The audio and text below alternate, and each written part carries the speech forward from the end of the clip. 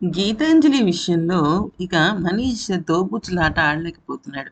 అటు వాళ్ళ అత్త, ఇటేమో వాళ్ళ ఈ అమ్మాయి, వాళ్ళ తాత మధ్య మనీష్ నలిగిపోతూ ఇంక ఓపెన్ అప్ అయిపోదామని చెప్పేసి అంజలి దగ్గరికి వెళ్ళి, "నువ్వు మా గీతాంజలి అత్తతో గొడవ పెట్టుకున్నాడు కాబట్టి ఆమెకి క్షమాపణ చెప్పేసేయి.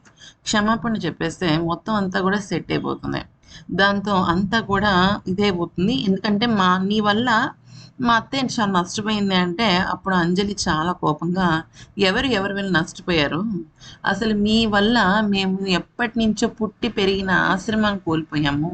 మా జానకం చనిపోయింది. మా అనాథలందరం చెల్లాచెదరం అయిపోయి చెట్టుకొకళ్ళం పుట్టకొకళ్ళం అసలు దిక్కులేని వాళ్ళలాగా అయిపోయాము. ఎవరిని నష్టపోయారు? నేను ఈ జన్మకి సారీ చెప్పను ఆవిడకి అని చెప్పేసి చెప్పడంతో ఇక్కడ మనీష్‌కి ఏంటంటే ఇటు అంజలి బాధ జెన్యూన్‌గానే అనిపిస్తది. కరెక్టే కదా! మన వల్లే కదా పాపం ఆ అమ్మాయికి అలా అయింది అనేసి అనుకుంటూ ఉంటాడు. కానీ మరోవైపు గీతాంజలి కోపం, తన ఒక ప్రెషర్, అత్తయ్య అన్న ప్రేమ ఇవన్నీ తనని ఆపుతూ ఉంటాయన్నమాట. సో, ఇంకా ఏం చెప్పినా వినకుండా అంజలి అక్కడి నుంచి వెళ్ళిపోతుంది. ఆ తర్వాత అంజలి వాళ్ళ తాతగారి దగ్గరికి వెళ్ళి, "తాతగారు నేనొకటి అడుగుతాను మీరేం అనుకోరు కదా!" అంటే, "ఏంటమ్మా చెప్పు" అంటే, "నేనిక్కడ ఉండడం మీకు ఇబ్బందా? మరి ఇందాక మీ అమ్మాయి వాళ్ళొస్తే చుట్టాలొచ్చారని ఎందుకు చెప్పారు?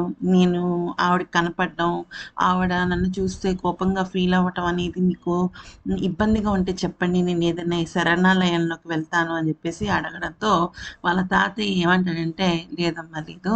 నువ్వింకిప్పుడు అనాథవి కాదు. నువ్వు శరణాలయానికి వెళ్ళటానికి వీల్లేదు. నువ్విక్కడి నుంచి వెళ్తే మీ అమ్మింటికే వెళ్ళాలి. లేదంటే ఆపేయాలి. అంతకు మించి ఏం లేదు. ఎందుకంటే చెప్పలేదు వాళ్ళకి నీ గురించి తెలీదమ్మా. అందుకని నేను చెప్పలేదు. అంతకు మించి ఏం లేదు" అని చెప్పి కవర్ చేస్తాడు గానీ, గీతాంజలికి నువ్వంటే కోపం అన్న విషయాన్నయితే చెప్పడు. ఈలోపు గీతాంజలిను, అలాగే తన భర్త ఇద్దరు కూడా వాళ్ళ మ్యారేజ్ యానివర్సరీ కోసం వాళ్ళ అన్న, వదినకి ఫోన్ చేస్తారు. ఈ అన్నయ్యే కదా! ఈ అన్నయ్య వల్లే అసలు కథంతా అడ్డం తిరిగింది. ఈ అన్నయ్య గీతాంజలికి పుట్టిన కూతుర్ని పుట్టినప్పుడే అసలు చిన్న పసిపాపని, పసిగుడ్డుని తీసుకొని వెళ్ళి అనాథాశ్రమంలో వదిలేస్తాడు. ఆ అమ్మాయి ఎవరో కాదు, ఈ అంజలి. అయితే వీళ్ళిద్దరూ కూడా వాళ్ళ చెల్లెలు మ్యారేజ్ డేకైతే రావడం అయితే జరుగుతుందనమాట. అంటే మనీష్ వాళ్ళ మమ్మీ, డ్యాడీ వీళ్ళు. ఈలోపు ఏమవుతుందంటే ఈ అమ్మాయి అంటుంది, "అంజలి మీరు పెట్టుకున్నారు కదా మీ అమ్మాయి వాళ్ళ మ్యారేజ్ డేది. నేను సింగిల్ హ్యాండ్‌తో 100 మందికి భోజనాలు చేసేస్తాను. మీరేం కంగారు పడకండి. నేను ఆశ్రమంలో ఉన్నప్పుడు 40 మందికి వంట చేసేదాన్ని. ఇప్పుడు ఏముంది ఇంకొక 60 మంది నాకు లెక్క కాదు" అనేసి అంటుందనమాట. అయితే ఈయన బాధ ఏంటంటే గీతాంజలి, అంజలిని చూస్తే ప్రాబ్లమ్ కదా! గొడవ అయిపోద్ది కదా! అది ప్రాబ్లమ్. అయితే మ్యాటర్ ఏంటంటే, వాళ్ళ పెళ్లి రోజే ఈ అమ్మాయి పుట్టినరోజు. అర్థమైంది గదా! అంటే ఈ అమ్మాయి పుట్టిన 1 ఇయర్‌కి వాళ్ళ అమ్మ పెళ్లి చేసుకుందనమాట. అదే రోజున. అయితే ఏమవుతుందంటే, వాళ్ళ తాతగారు ఏమంటాడంటే, "అమ్మ నీ పుట్టినరోజు మామూలుగా అనాథాశ్రమంలో పుట్టినరోజులు, పెళ్లి రోజులు జరుగుతూ ఉంటాయా?" అని అడిగితే, "జరుగుతాయండి. మా జానకమ్మ అన్నీ పాపం దగ్గరుండి చేస్తుంది" అని చెప్పేసంటే, "మరి నీ పుట్టినరోజు ఎప్పుడమ్మా?" అంటే, "తెలీదండి. ఆమెకు కూడా తెలీదు. నేను అనాథాశ్రమానికి వచ్చిన రోజే నా పుట్టినరోజు అనుకుంటా. కానీ నేను పుట్టినరోజు జరుపుకోను. ఎందుకంటే అది నాకు చచ్చిపోయిన రోజుతో సమానం మా అమ్మ దృష్టిలో" అని చెప్పేసి అంటుంది. దానికి బాధపడతాడు.